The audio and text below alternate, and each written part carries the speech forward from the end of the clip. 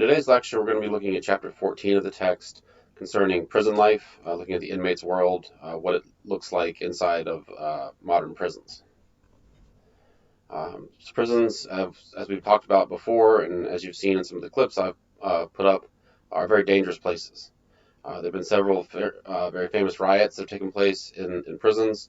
There were riots that took place in the federal institution in Atlanta when they housed a large number of Cuban refugees there. There also was a very famous riot in New York, in Attica. The riot in Attica left 39 people dead. Those were inmates and guards, because after several days of a standoff, the governor ordered the National Guard to go into Attica, and they killed several people in that attempt to retake the prison. The litigation for that spanned decades and resulted in millions of dollars being paid out to the victims. Some issues that come up in those situations, things like being taken hostage, what kind of demands to meet of the prisoners. Are they making reasonable demands? Are they asking for things like helicopters and marijuana and pornography, or are they asking for basic living conditions? So those sort of things have to be sort of examined on a case-by-case basis. There is this sort of idea of an illusion of control in an institution. Typically, you're going to have 5 to 10% of the people inside of an institution are correctional staff, which means that the vast majority of people in that institution are not correctional staff. It means they're inmates. Anytime that the inmates want to take an institution, they can. It's by maintaining livable conditions, which doesn't always take place, and the want of the inmates to get out of the facility eventually when they're finishing their sentence, that prevents them from engaging in more riotous behavior. Something that's often misrepresented in film and TV depictions of correctional institutions is the amount of firearms there. There are not very many firearms in correctional institutions, because if you have firearms in there, they can be taken and they can be used against the staff. So firearms are kept at a minimum in most correctional facilities. As far as what jail and prison as well personnel look like, they're often underpaid, undertrained, undereducated, in that they can't make a requirement, for instance, of correctional officers to have a college degree. They wouldn't be able to find enough qualified candidates. So oftentimes there's this sort of gap in who we want to be correctional officers and who actually are correctional officers. Depending on what facility you're talking about, is it a state facility? Is it a prison? Is it a jail? It's going to determine who's working there. County jails could be run by the police department. They could be run by a sheriff's department. In a major city, it could be run by the city police. In large cities, sometimes they have their own Department of Corrections. It just depends on what the needs for that area are. But there are a lot of things that they have to worry about inside the facility, worried about exposure for the officers there, but also for the inmates. The liability that you have for maintaining people's safety, maintaining basic care, medical care, and things like that. You also have to worry about things like AIDS, other sexually transmitted diseases, people living in close proximity that are engaging in unsafe sex behaviors can result in a vast spread of disease. And sometimes it's not even a sexually transmitted disease. Just look at what's happening right now with COVID-19 spreading basically like wildfire in correctional facilities. They also worry about addiction, keeping drugs out, getting people help that need help if they come to a facility addicted. Although that's most people don't receive treatment that need it in a correctional setting. They also have to worry about maintaining open lines of communication among the officers, among the facility, but also with the inmates. You can't just ignore them in their position and the role that they play in this sort of social process. So you have to have communication lines open between the correctional staff and the inmates. Just generally maintaining security is an issue, said with a lot of the things that we talked about before. And like with drug addiction, many of the people that should receive mental health care in these facilities don't, just simply because there's lack of resources. So what the correctional officers look like, they're the frontline support for the criminal justice system in a correctional facility. Sometimes they have to act basically as another gang. That can be in a positive connotation or negative. That it could be that they're working together, but you do have the issue of corruption in a prison environment, in a jail environment, any kind of correctional environment, where that can be a very tempting offer. The easiest way that I describe this is correctional officers are going to be making between probably $35,000 and $45,000 a year, depending on their experience, their previous education or training. If you have a college degree or military training, something like that. Also, your rank, how long you've been there. Um, a gram of heroin on the street sells for between $80 to $120, depending on purity, depending on where you're getting it from. If you take that same gram of heroin into a correctional setting, you're looking at about 10 times the value. So 45 grams of heroin, basically a little less than 2 ounces of heroin, is enough to fit in the palm of your hand. That value represents the entire yearly salary of a correctional officer. That's on the high side of 45,000. So that's where there's a kind of a disjunct and one of the ability for corruption to sort of seep in. The main thing that they do, though, in a facility is try to observe, try to be as hands-off as possible, use good open lines of communication, effective de-escalation tools and strategies to try to reduce the amount of violence that takes place. But it doesn't always work. So correctional officers are understaffed, overworked. There was an issue with the government shutdown a few years ago where officers were working 12-hour shifts because some people weren't showing up. They weren't being paid, and then they had to go and work another job to make ends meet for their families. They interviewed one on Vice News that was working 12 hours, and then he would go work a 6 to 8 hour Uber shift just to try to make money. They're also dealing with violence, threats of violence to themselves, to others, and there is this sort of constant struggle and again that illusion of power between the officers and the inmates. The inmates know that if they refuse to participate in the process, then they can take over the institution. They can control the institution if they want. It's going to ultimately have negative impacts on themselves, on their ability to finish their sentence, or on their ability to maintain safety and avoid physical or repercussions from engaging in a riot or something like that. But anytime they want to do that, they really can. So in the wake of Attica and the negative outcomes that happened from that, again, loss of life from the correctional staff and loss of life from the inmates, we sought to better select and train officers. Um, some of the same processes that we do with hiring police officers, mental health screenings, financial background checks, things like that, with the goal of maintaining basic human conditions, livable conditions. Um, the purpose again is to make the inmate situation better, or as humane as it can be. Again, these are people that have committed felonies. At the same time, the rights and the liberties that we enjoy in society are only as strong as we give to the lowest among us. So what a society thinks of itself, you can really get a good idea about how they treat, again, the lowest among us. And again, a lot of times that is prisoners. You do need the prisoners, again, cooperation for these systems to operate. As I said, if you don't have that, then it's much more difficult to prevent things like violence against the inmates, against the staff, to create those secure conditions, to prevent things like drugs coming in. So it's very important to understand that yes, these people have done bad things. You don't go to prison because you've been a good contributing member of society. But at the same time, they're people. They're going to get out. Most prisoners are going to get out someday. And it doesn't do our society any benefits by treating them like animals if they're inside a facility.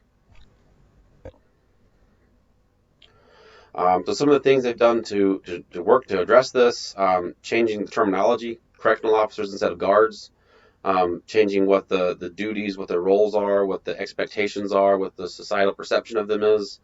Higher pay, again, not as high as it probably should be. Same thing with police officers, public defenders, teachers, other, thankless jobs. um, they try to focus on educating them in relevant topics, constitutional law, cultural awareness, de-escalation of situations, of tense situations, giving them a tool set other than just violence to respond to an inmate having a crisis. Maybe it's a mental health issue, or maybe it's an issue stemming from a drug addiction. There's a lot of reasons why people act the way that they do, and so it's good to have officers that can identify that and address it specifically instead of trying to just you know beat the shit out of somebody with a nightstick because they didn't do exactly what you said when you wanted them to do it. They've also focused on physical fitness for officers, again, to have them be a better part of the environment that they're in, and again, increasing those communication skills. Also, establishing a very clear militaristic sort of rank style, again, to have levels of accountability so people can know where they're taking their orders from, what they should and shouldn't do. Again, just for a more organized organization. The duties that the officers have, there's various different types of jobs, like we saw with police. There's a division of labor. Depending on the size of the facility, is going to depend on the necessity for these divisions. You're going to have officers that work in the cell blocks that monitor them, depending if they're open or closed, meaning that the inmates are locked in an individual cell, or if they're allowed to congregate in a common area, play cards, watch television, things like that. You have officers that go on work detail, that go with the inmates when they pick up trash or do other jobs around the community. You have officers that work in industrial shops, educational areas, watching those inmates that are participating in those programs. You have officers that are on the ground in the yards and the common areas, just trying to get eyes on the ground, observing what's happening, looking for things that may be out of order. You have officers that are in the towers, again, trying to maintain a bird's eye view of the situation. So oftentimes those will be the only officers that are actually armed with firearms because they're sort of up away from um, the vast majority of the threat of inmates getting the firearms when they're up there.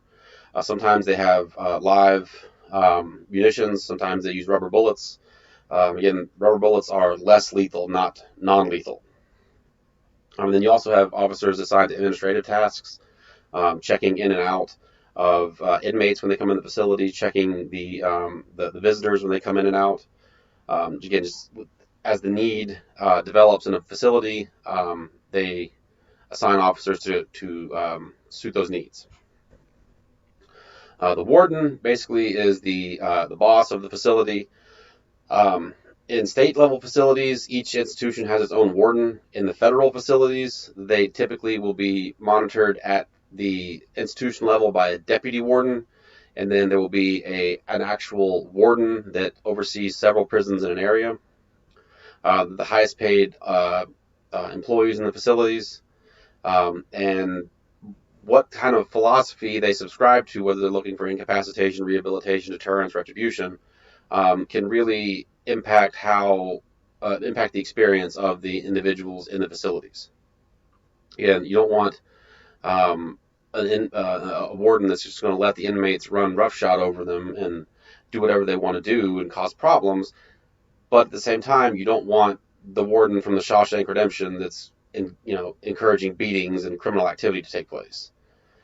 So it's a careful balancing act. It's a very difficult job. Oftentimes, the individuals that are performing those tasks are previous correctional officers themselves. Most of the time, that's where they come up from. So the officers that take it upon themselves to educate themselves, get college degrees, master's degrees, to be a contributing part of that social environment, those are the ones that are promoted to the administrative roles, like the warden. Some of the things they sort of have to look out for are things that just don't look right. Again, based on their experience working in the facility, things like inmates grouping together, maybe communication happening between groups that don't normally communicate, over large amounts, more than normal, of loud music, trying to cover communications.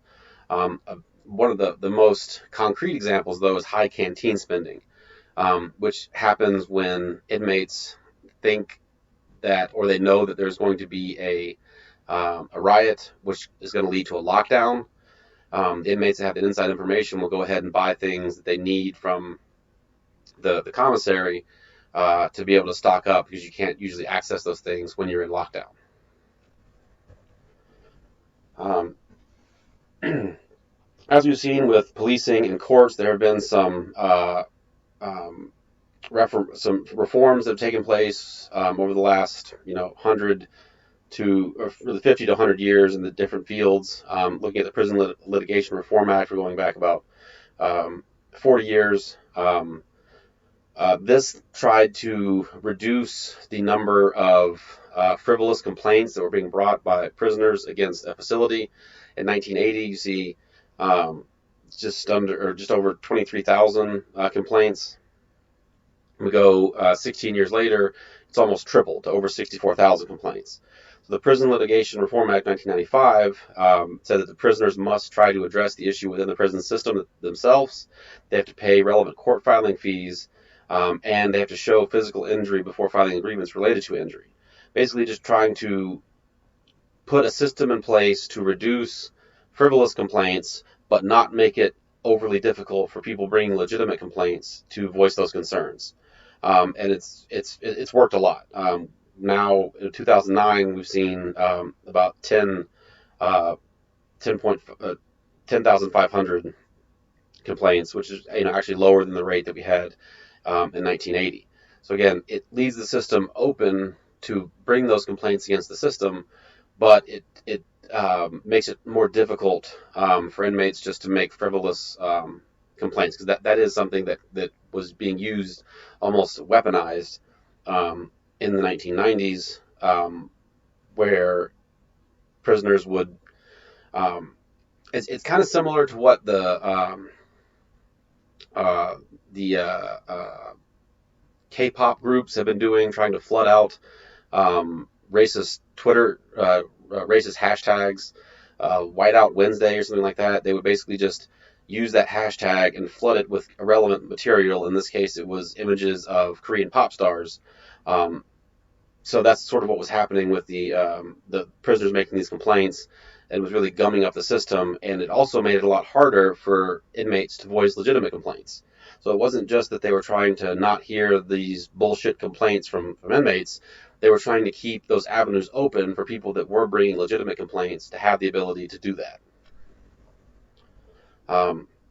As I said in the past, there are a lot of people that come to a correctional facility that need drug treatment programs, and a lot of them don't get it. Um, One of the major problems is it's underfunded for drug treatment programs. The other problem is that it's very difficult to keep the drugs out. So people find all kinds of ways to bring drugs into prisons, whether that's in somebody's butt, prison suitcase, or whether they're flying drones over the walls, whether they come in from the correctional officers themselves. The drugs have a way of finding themselves in prisons because they're just so expensive. Because the value is there, there's a financial incentive, there's demand for the product, so it creates opportunities that people take advantage of. Um, Women in the correctional setting is something that's become more of an issue again over the last 4 years. We've seen the war on drugs. Um, we see about 2.1 million arrests for females every year in the United States. Again, that's not individuals being arrested. A lot of times, individuals are being arrested 3, 4, 5, 6, 7, 10 times a year. We have about 200,000 women incarcerated in this country, about 1 million on probation. Overrepresented in these groups are minority community members. You also have the issue of child rearing in these facilities. how long do you let a newborn stay with the mother? What kind of accommodations do you make? Do you let people out on bail or bond because of that as a condition? That's actually, it's kind of an interesting issue, where if you have, say you're running a jail and you have a female inmate who's very, very pregnant. That's a technical term, very pregnant. Um, and you are worried that if you have this inmate in jail when labor starts, then you have to pay for that. So a lot of times, and especially in more rural areas, uh, pregnant women will be released on less bond or on signature bonds to avoid that county or that city having to pay for their medical care in terms of the delivery of a baby. So it's an interesting sort of um, creeping of the economy into this situation. Um, in in prisons, in women's prisons, there tend to be less violence, less gang violence than in the male facilities. Instead of forming groups based on violence, threats of violence, like in the male facilities, there's almost these sort of pseudo families that form, and the women take on roles of mother, daughter, sister, things like that, and form these sort of almost unique social groups that aren't really seen in very many other places in society. Um, but it's again just sort of um, much like the facilities um, create their structure around the needs that arise, the social needs that these people experience in these correctional settings is what drives them to form these sort of mock families. Again, talked about inmates suffering mental illness. Now there's not enough treatment. Um, about 13% of inmates in facilities receive treatment. 10% are on some sort of psychotropic medication.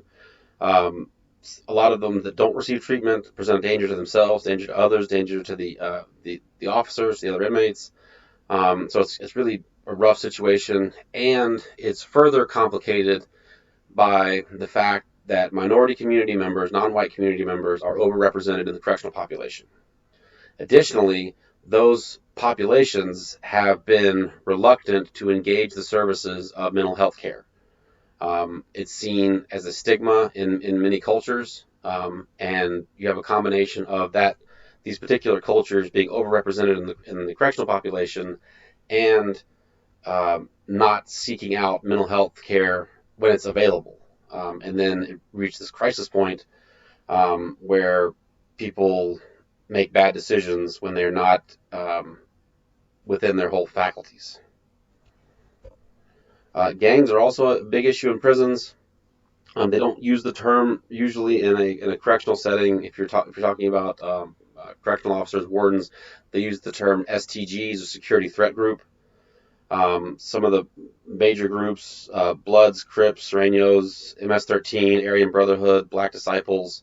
A lot of the gangs are based on race, and so that makes it a necessity in some institutions to engage in racial segregation for individuals that self-identify as gang members. It's not something that's done to try to promote racism or superiority of one race over another. It's a necessity because the gangs have formed along these racial lines, and putting them in some situations. California has a lot of problems with this. Putting individuals in the same open environment is basically just promoting violence to take place. So they've seen some benefit where they have the space available to be able to keep them apart, Um, but it's not always the case they have the ability to do that. So a lot of times they will just try to segregate the leaders, move the leaders from one institution to another. But because the communications networks they have set up are so, um, I don't want to say sophisticated, but they're sophisticated in their simplicity. They have the ability to communicate from one facility to another through lawyers, through other visitors, through electronic communications, cell phones, that it makes it very difficult to actually prevent the shot callers in these groups from being able to have influence.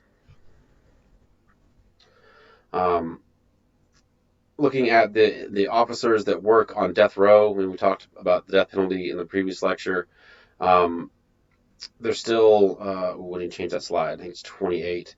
Um, so again, a little more than half of states and the federal government still engage in the death penalty.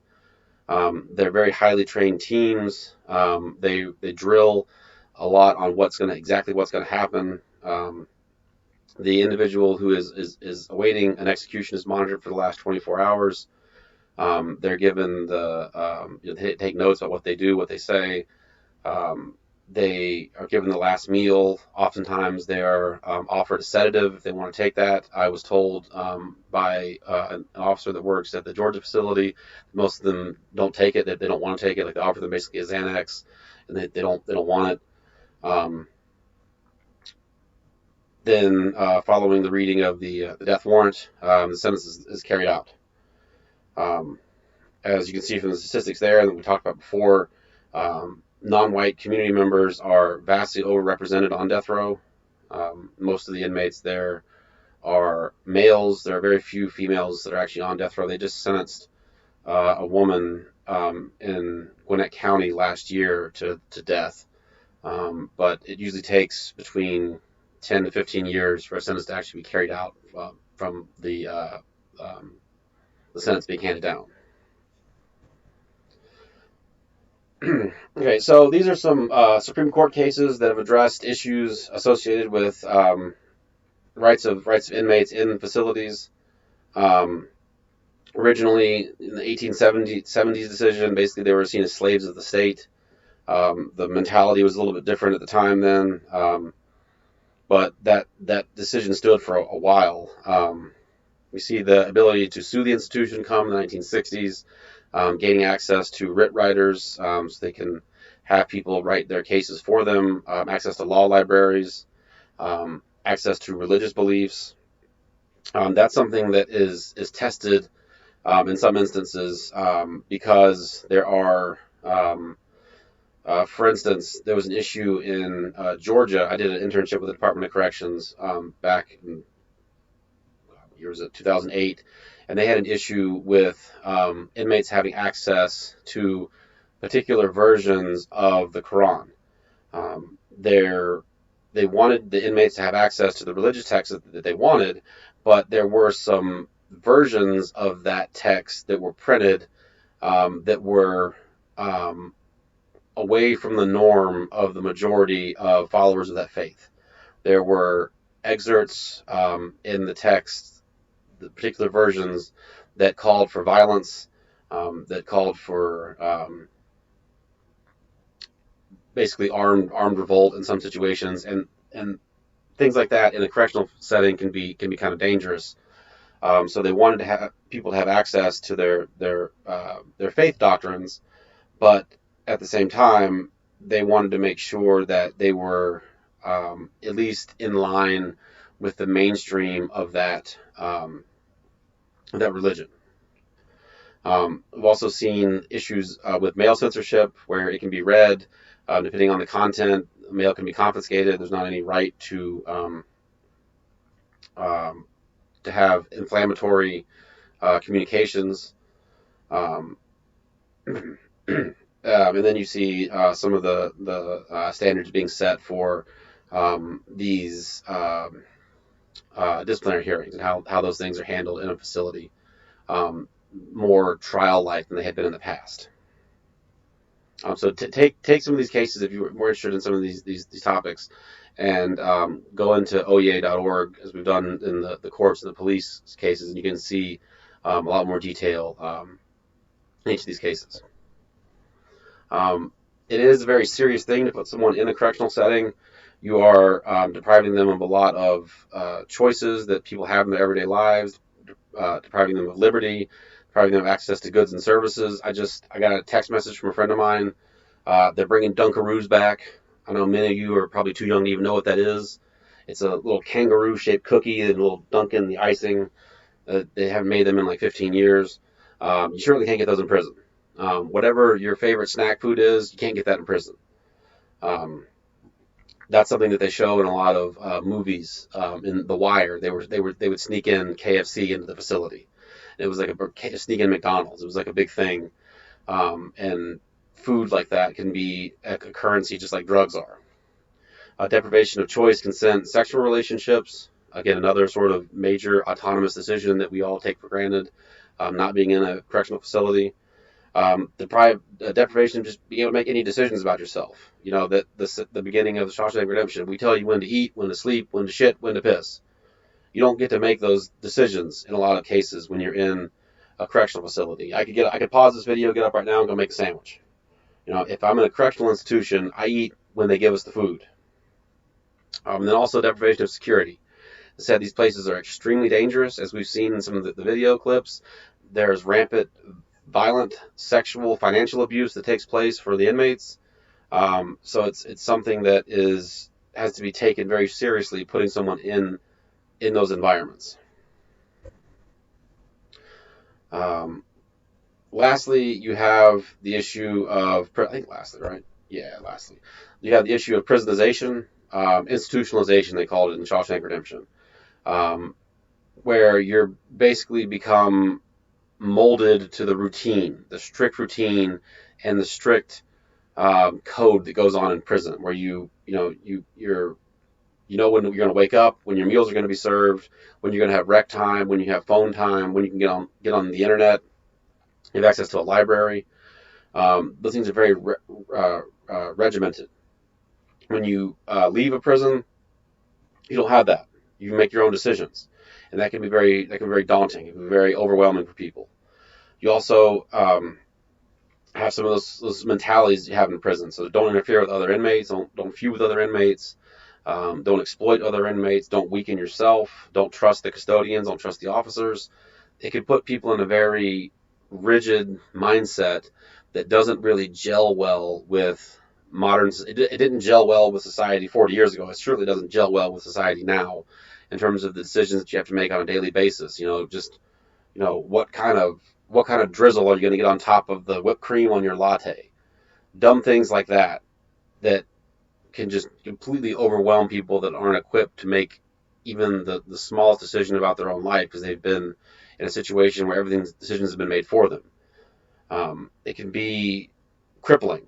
It can make people not be able to work in society, to function in society, which then leads them to make bad decisions, and then those bad decisions put them back in prison, which is why we see a 66% recidivism rate after 3 years. That prisonization, institutionalization is a major part of that.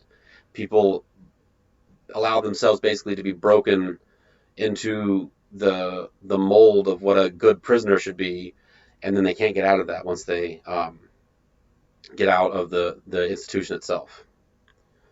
Okay, so like I said, go back and see if there's any of those court cases you want to look at specifically on oea.org, and then